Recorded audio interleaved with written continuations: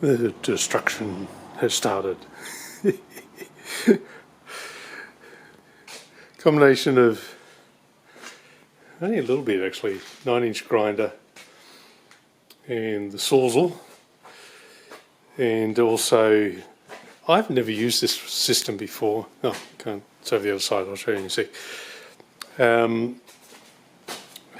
We now want to preserve the metal underneath without drilling holes right through.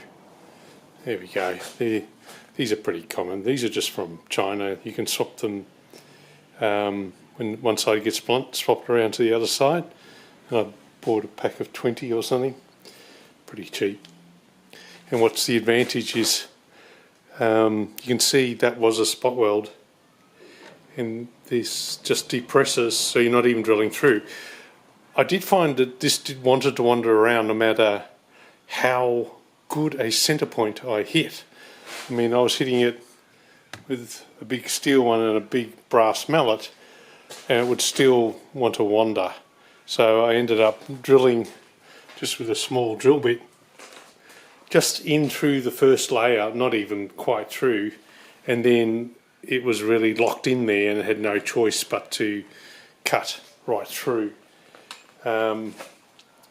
So the other way I've seen others do it is use a little finger sander, a little finger belt sander, and you grind away the first layer around this area and then use a seam splitter.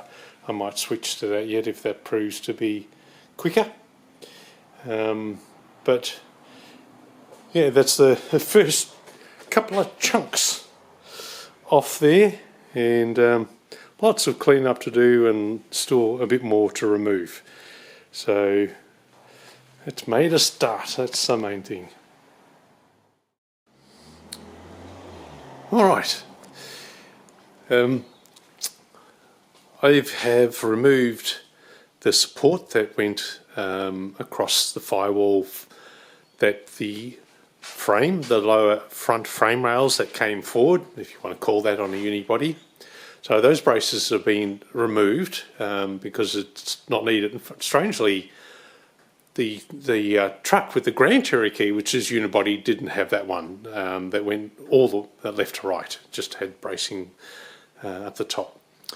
Also, as you can see, the windscreen used to come forward and curve back again. And obviously, I'm not putting a curved windscreen in the Willys. It'll be a dead flat, so it'll be sitting further back, just behind the A-pillars here. That's where the dash will go across, and the windscreen will come down just near the A-pillars here. So that was all trimmed away. So the hope is that from the firewall to, there was a heater pipe that came up. I mean, there's many more things that interfere or stop it going from too far back. Before I started, it was 180 millimeters, which is what, 7 inches, something like that, between the back of the engine, the inlet manifold, as well as the heater pipes, that sort of thing that come up out of the block, and the firewall. And what I'm trying to do is close that up as much as possible. The reason being is that the distance from the engine accessories on the front of the engine, then the fans, the radiator and the condenser, to fit all that in, I haven't got the room, even though it's a straight flat 6. The engine bay is a good 8 inches shorter than the distance from the condenser to the back of the engine, so to the firewall. So what I'm hoping to do is move this back as much as I can when I'll hoist the engine back up, the same distance left to right as it was factory, the same angle and height and everything, and see if I can push the whole engine and transmission back down that tunnel. See, because it seemed, I mean, it's very hard to know. When you're feeling around, you think you've got room to go back. How much I can shorten that distance by time will tell. Alrighty, a couple ups and downs. I had to work out exactly the amount, because engines are not normally centered exactly up the middle. They usually move to one side to clear. Steering is quite often the case, and in this case it's 20 millimeters closer to the other side, or 10 millimeters off the center line. So it's only 10 millimeters more to, in my case, the driver's side. Of course, for anyone in America, it's towards the passenger side. Now, with the hose off, the clearance I had before removing all the bracing for the front unibody frame, so I've cut that off, and also the where the windscreen was supported at the front here, because my windscreen, don't forget, is back here somewhere. It's a foot further back from the firewall than it was on here. So this will all be closed off later. So I've welded the two together, and well, they were spot welded before. Now they're fully welded because the joint was cut out as I trimmed back. So anyway, back to what I was saying. The heater pipe there to the firewall was 180 millimeters or 7 inches, and now it's only 40 millimeters or inch and a half. So I've moved it 140 millimeters back, or 5.5 inches. So that's quite substantial, and that brings it within 1 inch of the distance of the firewall to the front of the condenser, and which would be inside the front of the grill, as in the grill bars of the Willys. So I think the only thing I have to relieve is it's pretty close on the exhaust here, but I probably have to, but it still clears at this moment. I can always knock it back a little bit further, just in around here, and then it was just the cooler pipe for there. As you can see, I've just marked it, so I can always indent that or bend the pipe over to clear. So everything else, I rebent the filler tube for the automatic transmission, so that all clears now, and I raised the tunnel just a fraction, so it was on the exact same angle as the bell housing, and only raised that up sort of 5 or 10 mil, and that allowed me to move the engine even further back, still with clearance. So, well, the engine is in the same position, but now it has clearance where before it was hitting. Does that make sense? All right, so I have achieved a lot by 5.5 inches further back. That's exactly, that was more than I was expecting, to be honest, and it means I don't have to move the grill forward on the Willys more than maybe 1/2 inch, and then maybe the back of the fans to the belt 1/2 inch closer on this side. So I'm really happy that's all worked out, and onwards from here. Well then, yeah, there's a little less of the donut. So what we have cut through here is, it'll actually end up shorter than this. Sorry, I have trouble getting far enough back. In actual essence, the back of the Willys goes like that and tucks right into that corner there, and then comes up at its widest. Of course, it comes around the corner, so there'll be more chopped off this, and especially in this angle this way. But I thought I might as well start with a straight through cut at the widest possible with some margin. It will be, I have a feeling actually that it'll end up coming right back along the rear of this parcel shelf, which I'm going to leave intact. So if you can see the other side, it's going to come down across here. The only difference is that this has got a nice gradual curve, where the Willys is basically flat across here and then curves sharply. So we'll see how that all eventuates, but from preliminary measurements it should come up like this. So with the Willys body, and also curve around that corner. So there'll be a lot less of it to come off, but I'd rather cut what I know the maximum I can use out of it. And also this recess part, which on the non-SRT models, which keep a spare tyre in here, and the battery sat just there, and the compressor in the case of the SRT, as well as the main fuse box for the body. So the front half of that is designed to go around the independent suspension. And none of this will be seen from the back of the Willys, it comes down here. So I might actually leave that recess in there, so I've got somewhere to put my battery back and the fuse box.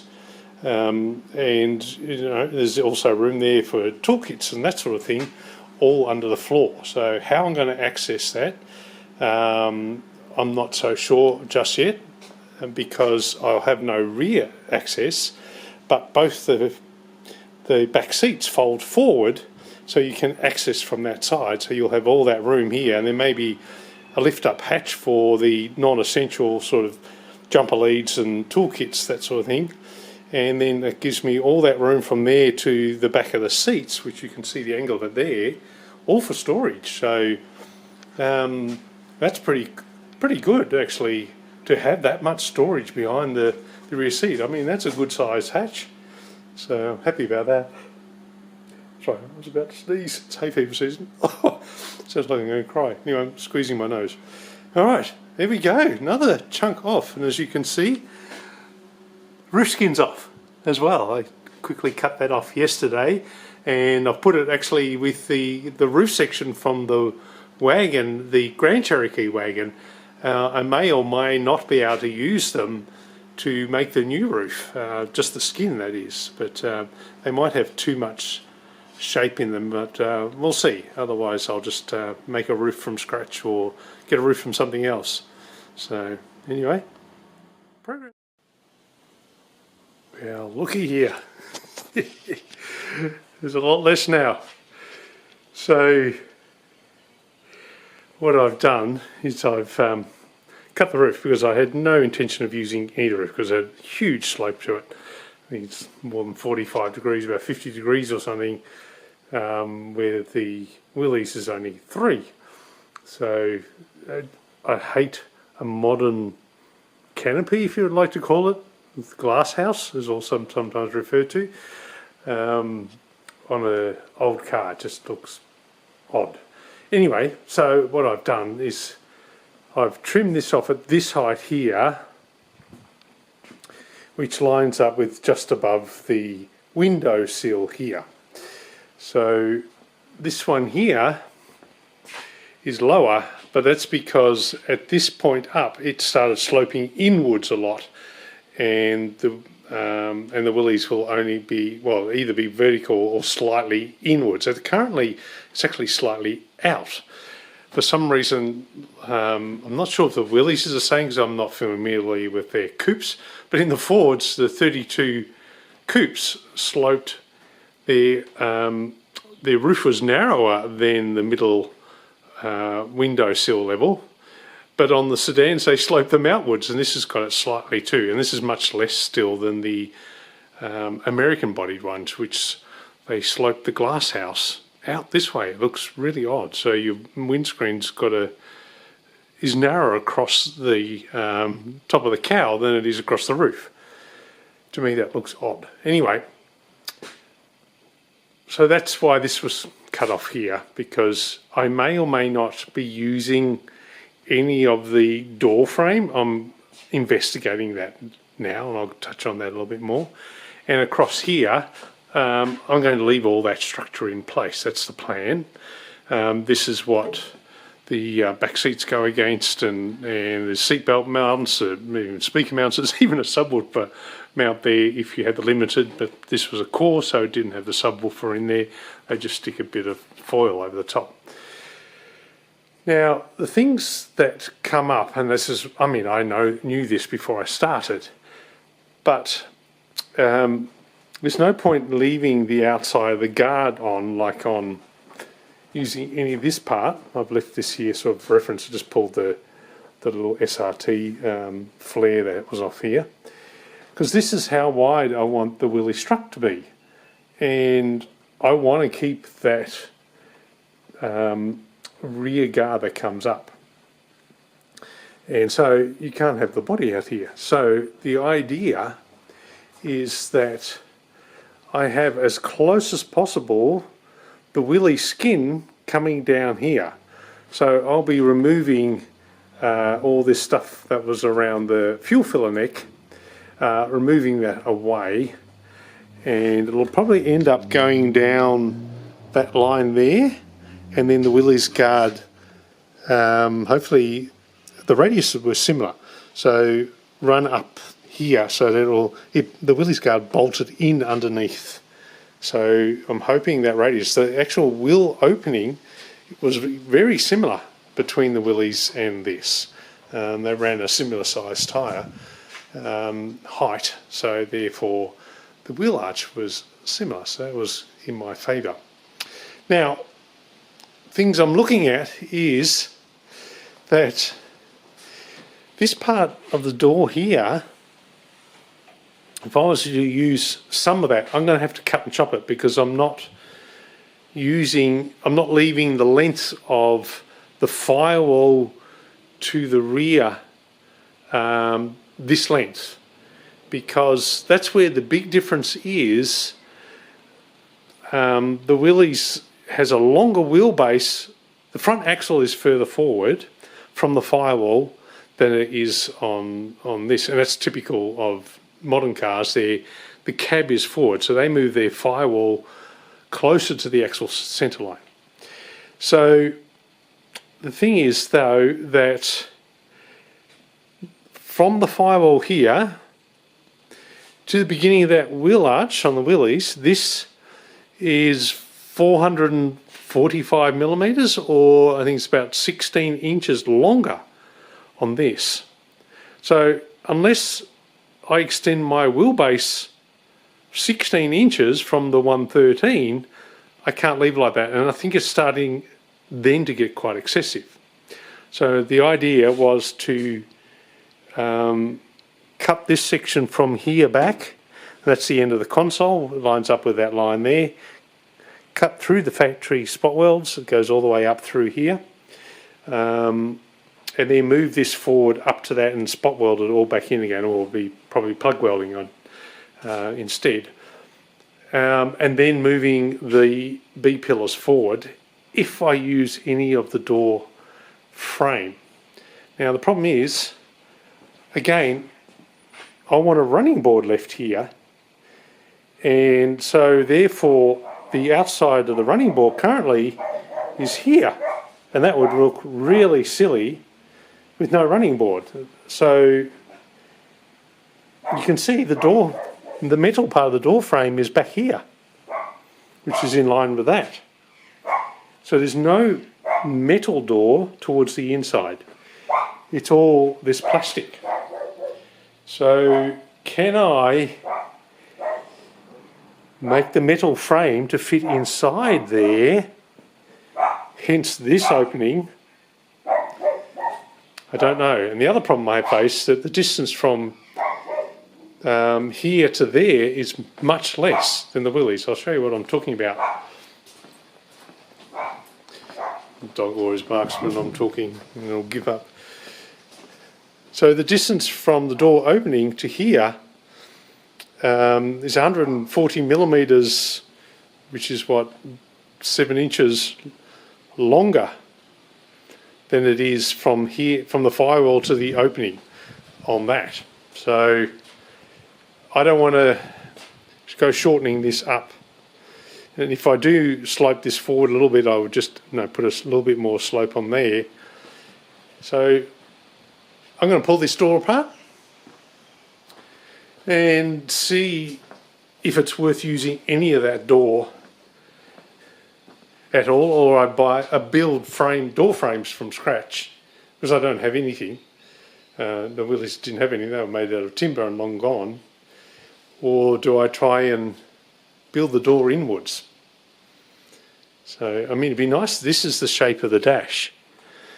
And this is the flow for the defrost for the side, which comes out here. So that would be covered if I bring the Willys cow. The Willys cow comes just behind this white line here. Willys cow is here. So you can see it's, and even, that's what I'm saying, if I use the dash as a whole, which at the moment is a plan, but I might alter that, you'll see very little. It's like a little bit of the top sticking out from under the cow, that's it. So yeah, you can see my thoughts and processes. So before I start cutting any more, because I'm going to cut all that, I might just remove the whole door skin from here out, take out all those spot welds, pop it out, and then build the door frame where the plastic, obviously I've got the room because the plastic's there. So maybe build the door frame inside that plastic. So it still looks stock. I mean, you never saw any of this front part of the door from the inside. That was all hidden behind here. So, yeah, I'm going to see what is possible and what's not. Because these are awfully thick doors. And for the Willys, like my Willys truck and most of the other ones of this era, they're no wider than that recess. So there'll be definitely enough structural strength left there. Anyway, enough rambling. You just got to see how my mind is just processing.